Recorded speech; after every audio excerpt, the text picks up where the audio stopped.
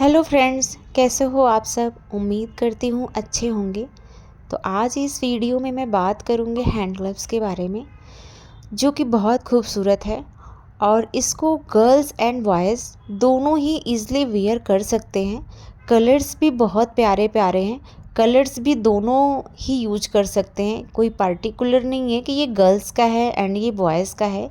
ये हम जो कलर आपके लिए लेके आए हैं ये यूनिसेक्स कलर है, जो कि सभी लोग यूज कर सकते हैं। आप देख सकते हो बहुत ही खूबसूरत खूबसूरत डिज़ाइन भी है।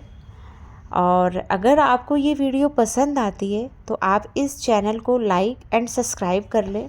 और हाँ, बेल आइकन पर क्लिक करना ना भूलें, क्योंकि बेल आइकन पे अगर आप क्लिक करते हैं तो जो भी हम वीडियो बनाते हैं वो सबसे पहले आपके पास पहुंचती है। तो आपको ये वीडियो कैसी लगी और आप कहाँ से देख रहे हैं, कमेंट में ज़रूर बताएं। Thank you.